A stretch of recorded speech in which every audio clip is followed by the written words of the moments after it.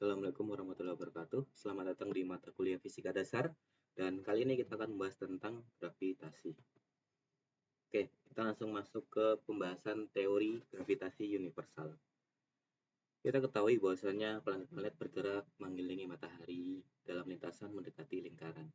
Bulan dan satelit buatan mengitari bumi dalam lintasan yang menyerupai lingkaran bulan. Galaksi-galaksi bergerak mengelilingi pusat galaksi pada orbit-orbit yang menyerupai lingkaran. Kenapa benda-benda tersebut berada pada lintasannya? Kenapa benda-benda tersebut tidak terlempar keluar? Nah, ini jadi pertanyaan kan buat teman-teman semua. Kenapa sih planet-planet ataupun satelit itu berputar dengan sesuai dengan orbitnya, berbentuk elips atau lingkaran seperti itu putarannya. Nah, itu kenapa bisa terjadi seperti itu? Ini akan kita bahas tentang teori gravitasi universal. Kita ketahui bahwasanya tiap-tiap benda di alam semesta melakukan gaya tarik-menarik. Besarnya gaya berbanding lurus dengan perkalian massa dua benda dan berbanding terbalik dengan kuadrat jarak kedua benda tersebut. Secara matematik, besarnya gaya gravitasi adalah yaitu F sama dengan G dikali M1 M2 dibagi R kuadrat, di mana M1 ini adalah massa benda pertama, M2 ini massa benda kedua, kemudian R ini adalah jarak antara kedua benda tersebut, dan G ini adalah konstanta gravitasi umum yang bernilai 6,67 kali 10 pangkat min 11. Nah, massa benda ini maksudnya bisa berupa bumi atau matahari, bumi dengan bulan, ataupun benda-benda langit di angkasa lainnya. Seperti itu. Nah, contoh ya teman-teman. Hitung besar gaya gravitasi matahari pada bumi. Gravitasi matahari pada bumi. Dengan massa matahari dan massa bumi masing-masing adalah sekian, dan jarak rata-rata antara bumi dan matahari adalah sekian. Maka untuk menjawabnya, berapa sih gaya gravitasi matahari pada bumi? Nah, kita bisa menggunakan perumus teori gravitasi universal nih. F sama dengan G dikali M1 M2 per R kuadrat. Di mana G adalah tadi konstanta gravitasi umum, yaitu 6,67 kali 10 pangkat min 11. Massa benda satu, massa matahari, teman-teman masukin. Kemudian massa bumi, teman-teman masukin. Dan kemudian jarak antara dua benda tersebut dikuadratin ya teman-teman. Kuadrat. Nah, ini nilainya adalah kuadrat. Hasilnya adalah sekian Newton. Jangan lupa satunya adalah Newton karena berbanding yang ditanyakan adalah gaya. Oke, ini secara singkat penjelasan tentang teori gravitasi universal. Oke, kemudian medan gravitasi di permukaan bumi. Jari-jari bumi adalah 6.370 km. Variasi ketinggian tempat-tempat di permukaan bumi sangat kecil dibandingkan dengan jari-jari bumi. Lokasi tertinggi di permukaan bumi yaitu Gunung Everest saja sekitar 9 km ya teman-teman. Ini tentu beda jauh dengan jari-jari bumi kita. Sangat kecil dibandingkan dengan jari-jari bumi ya. Dengan demikian, kuat medan gravitasi di berbagai tempat di permukaan bumi ini memang tidak berbeda jauh.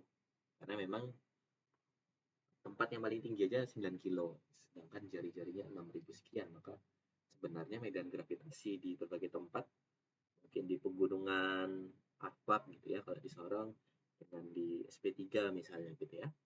Ini tidak terlalu jauh medan gravitasinya. Kecepatan gravitasi pada ketinggian H dari permukaan bumi mendekati itu sekian ya. G sama dengan G besar ini tadi ya, konstanta gravitasi umum. Kemudian MB adalah massa bumi dan RB adalah jari-jari bumi dikuadratkan. Oke, contoh. Hitung massa matahari adalah sekian dan jari-jarinya adalah sekian. Hitung kuat medan gravitasi di permukaan matahari. Berapa percepatan gravitasi di permukaan matahari? Teman-teman bisa menyelesaikannya dengan persamaan tadi ya. G kecil ya teman-teman ya. Percepatan gravitasi di sebuah permukaan itu G besar, konstanta gravitasi umum 6,67 kali 10 pangkat 11 dikali massa mataharinya, yaitu 2 kali 10 pangkat 30. dan dibagi jarak antara keduanya, yaitu 6,95 kali 10⁸ dikuadratkan. Maka hasilnya adalah sekian. Ini adalah kecepatan gravitasi di permukaan matahari. Oke. Selanjutnya kita akan membahas tentang hukum Kepler. Hukum Kepler ini ada beberapa ya, kita akan tinjau satu persatu. Itu hukum 1 Kepler, yaitu setiap planet bergerak mengelilingi matahari dalam lintasan berbentuk elips, dan matahari terletak pada salah satu titik fokus elips. Elips memiliki 2 titik fokus tentu ya. Nah, seperti teman-teman lihat di gambar, matahari ada yang berwarna kuning ini ya, teman-teman ya. Nah, ini matahari ini maksudnya planet-planet mengitari matahari bentuknya elips, tidak lingkaran seperti itu ya. Jadi bentuknya agak lonjong gitu. Nah, kalau elips yang dimaksudkan Kepler ini memiliki 2 titik fokus, bisa ada di sini ataupun ada di sini titik fokusnya. Nah, ini luasnya pun nanti kalau teman-teman hitung akan sama antara planet satu dan berapa ya. Oke, kita lanjut ke hukum Kepler selanjutnya, yaitu hukum 2 Kepler. Pada selang waktu yang sama, garis penghubung planet dan matahari menyapu daerah yang sama luasnya. Oke. Jadi pada suatu selang waktu yang sama nih, garis penghubung planet dan matahari menyapu daerah luasnya yang sama. Jadi ini adalah hukum 2 Kepler. Hukum ketiga, perbandingan kuadrat periode revolusi planet mengelilingi matahari dengan pangkat 3, jarak rata-rata planet ke matahari sama untuk semua planet. Jadi ada perumusannya ya teman-teman ya, T kuadrat atau kuadrat periode revolusi ya, T kuadrat, dan ini adalah R atau jarak rata planet ke matahari. Dan kita akan coba nanti untuk menjawabnya. Oke, ini kita langsung menuju ke fenomena selanjutnya, yaitu pasang surut akibat gravitasi matahari dan bulan. Oke teman-teman, teman-teman tentu pernah melihat ya pasang surut di air laut. Pasang surut air laut terjadi akibat gaya gravitasi matahari dan bulan pada air laut. Air laut adalah zat cair yang mudah berubah bentuk akibat dikenai gaya. Karena gaya gravitasi matahari dan bulan pada tempat yang berbeda di laut berbeda besarnya, maka bentuk permukaan laut bisa berbeda akibat dikenai gaya tersebut. Ini mengakibatkan adanya permukaan laut yang naik dan ada permukaan laut yang surut, turun. Karena bumi berotasi pada dalam satu waktu tampak minimal mengalami 2 kali pasang dan 2 kali surut. Jadi dalam sehari ada 2 kali pasang dan 2 kali surut.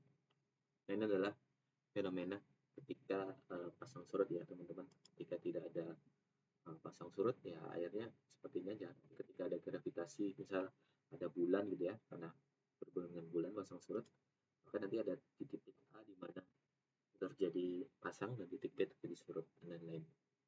Jadi ketika dua buah benda, bulan dan matahari ini berdekatan, maka air laut terjadi pasang dan jadi pasang seperti itu ya. Nah, namun ketika di belahan bumi yang tidak terkena bulan, maka terjadi surut seperti itu. Ini adalah salah satu fenomena dari pasang surut akibat gravitasi matahari dan bulan. Oke teman-teman, itu saja mungkin pertemuan kita pada kali ini. Kurang lebihnya kami mohon maaf. Jangan lupa untuk mengisi absen di kolom deskripsi. Jika ada pertanyaan, silahkan ditanyakan via grup WhatsApp. Mungkin itu yang bisa kami sampaikan. Assalamualaikum warahmatullahi wabarakatuh.